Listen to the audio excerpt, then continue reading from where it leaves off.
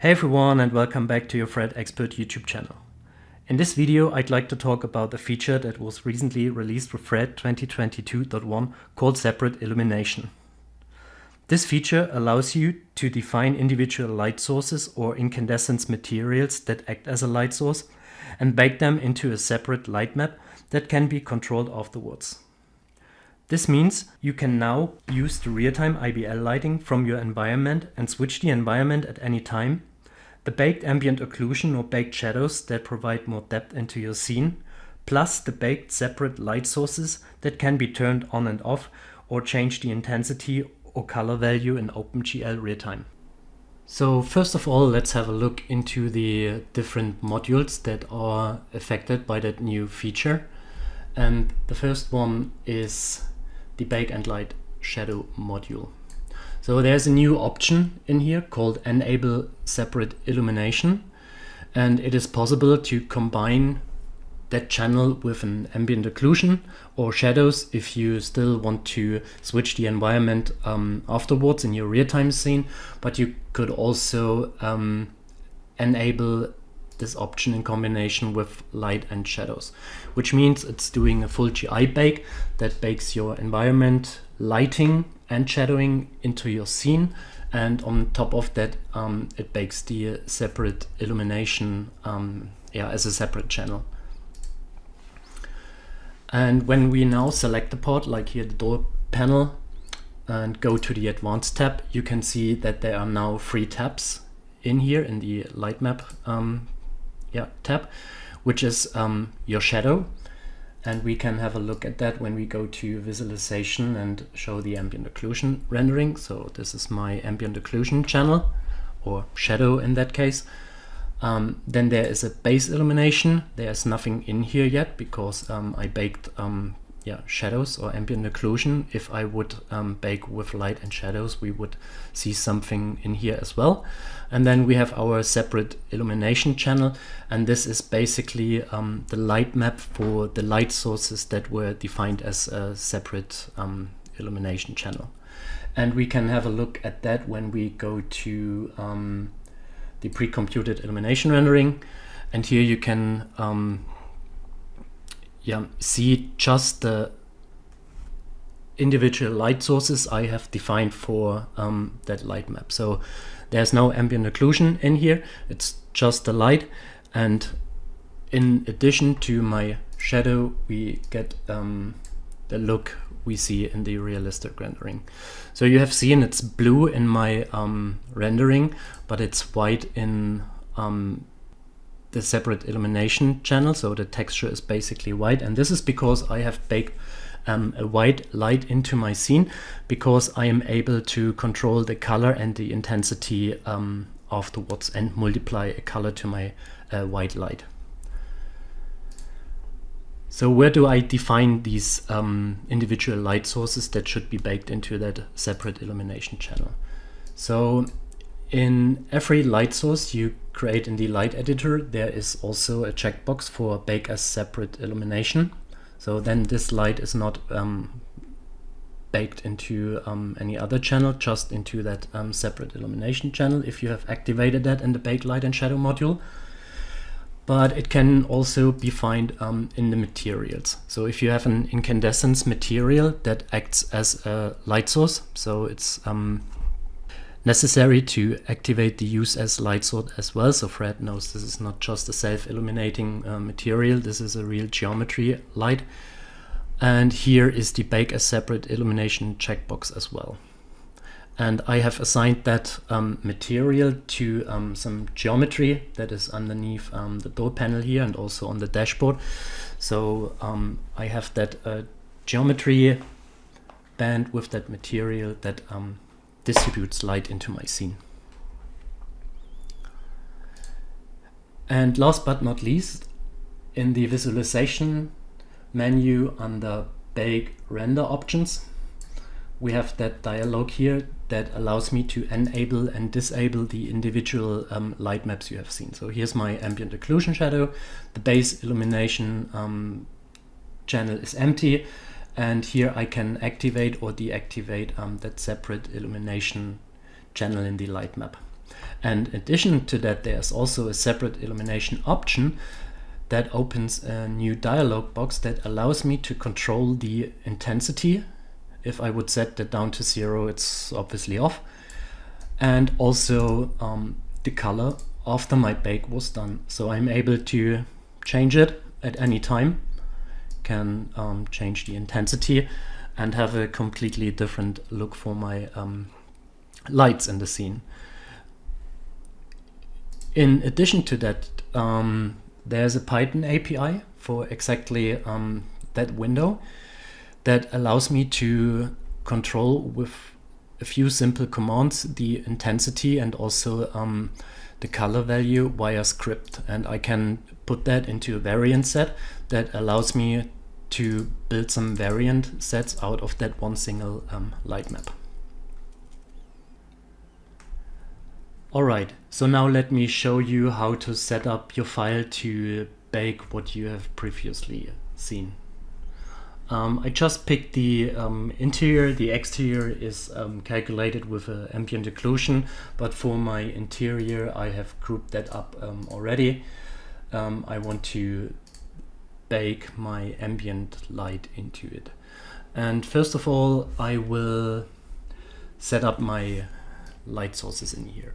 And as you can see underneath the door panel and also dashboard, there is some geometry for my ambient lights, basically like this. And I have assigned plastic material to it with some settings we will go through. So it's a standard plastic material. I have set the diffuse and glossy color back to black because I just want to use the incandescent channel for my illumination. All the other channels are completely untouched. You could in theory also use a texture here as well in your incandescence channel to bring in some noise, for example, for your light if you like to have that. In that case, it's just an incandescence material with an intensity of 500. You can also turn on the ray tracer to get a preview on how much light is distributed in the scene. Important is then now the bake as separate illumination checkbox, as we want to bake that into that separate light map channel. And also the checkbox for the use as a light source. So VRED knows that this is a geometry light and a real light source and not just a dumb self-illuminating material. And I have assigned that material to the same material to all my objects that emit the light into my scene. And also here underneath there are some planes for getting some lights into the food area. So let's quickly turn on the ray tracer to see what we get here. I have two very powerful GPUs I use for ray tracing and also for the baking process. This is much faster than my CPU is on that machine.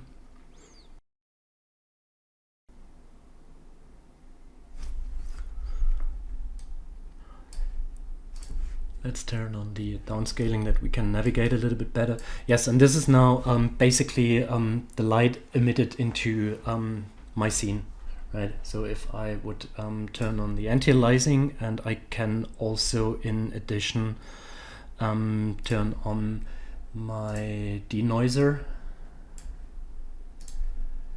And this gives me a pretty nice preview of just my emitting light sources without any light coming from the environment, as I have disabled that completely. If I would enable that here, the default studio environment, it would distribute light into my scene as well.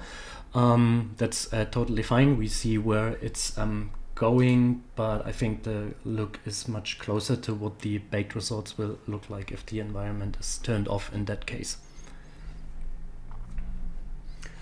So let's turn off the GPU tracer again. And the next thing we will set up is our bake light and shadow module. And First of all, we choose texture baking, so that feature is not available for the vertex bake algorithm at all. I want to use my GPUs to calculate my light maps. High transparent objects is fine. Yeah, it doesn't matter that much. It is then more important if you have light, for example, here in the speedometer. In front of that is a class material or geometry with some class assigned to, and you want to, of course, emit the light through the class. And you could do two things to disable that geometry, or you enable the high transparency objects in here, so they are automatically disabled. Otherwise, the light would not go through the class material, and behind the class, everything would get black. And then what do I want to do? I want to combine an ambient occlusion for my self-shadowing, because I want to be able to switch the environment afterwards. I could also do a shadow baking. I have explained that in one of my earlier videos. You can find the link in the description. And yeah, that's fine, an ambient occlusion plus the enable separate illumination channel. So basically saying the module take in account that are some light sources or incandescence material are defined as the separate channel, and it will bake that into that separate channel. So for my, for I don't know, preview, we choose a quality of 512 samples. For my final result, I will bake with way more samples to get rid of all the noise. But it will take obviously much longer than what's needed here for that tutorial video. The weighting is for my ambient occlusion. That is also a new algorithm that was introduced in VRED 2022, and Cosin gives much more contrast to the ambient occlusion than the uniform weighting would give. For my indirect illumination, coming from my defined light sources, or the light sources I have defined for the separate baking, of course, I want to have that. I want to have at least one bounce from that light here on the armrest and reflect into the scene. And as more indirections I have, of course, as more my light bounces and as brighter it will get in the interior. But I think a bounce of 1 is totally fine. And I want that in that case just for my separate illumination channel.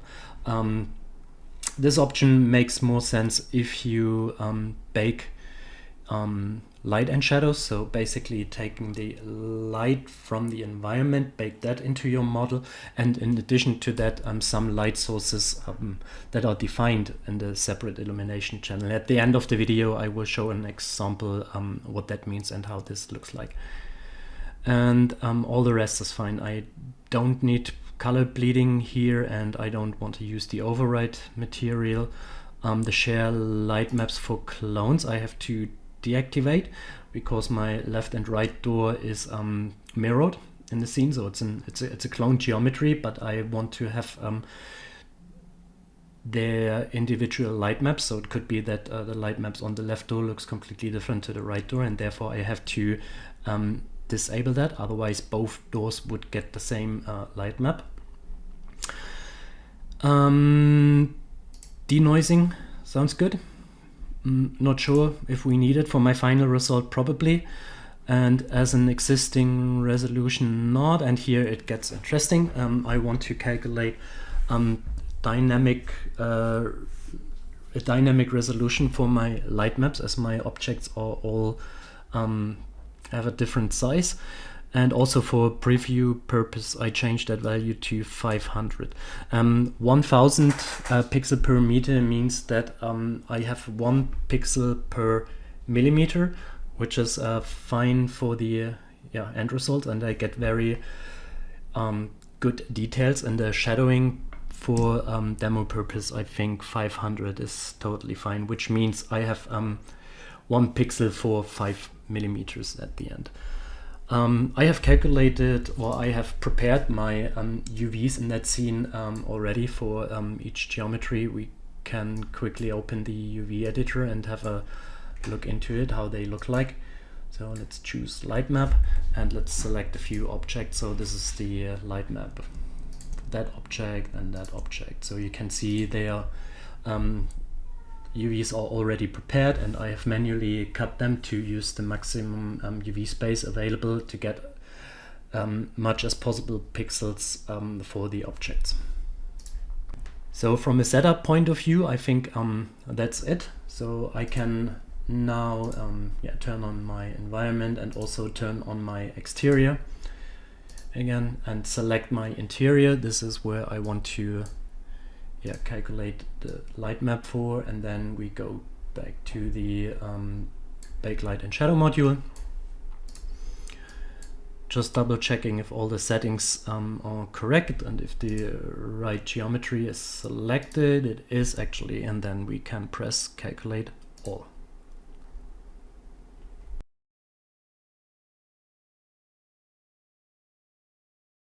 Alright, so now that our baking is done, we can check how good it was and how good the quality is by first checking the ambient occlusion. It's pretty dark and noisy in here, but that's somehow expected, right? With the quality settings we use, this is just as a preview, and we can also check the pre-computed illumination channel. Very, very noisy at this point, but I think you get the point, and at the end you need more samples for the calculation. And let's switch to realistic rendering, and maybe I also can increase the camera tone mapping a bit at that point. Yep, and basically that's it. So when we go to the bake render option, separate illumination channel, so now I'm able to multiply some color to that light map, and I can also change the intensity or set that back to 0.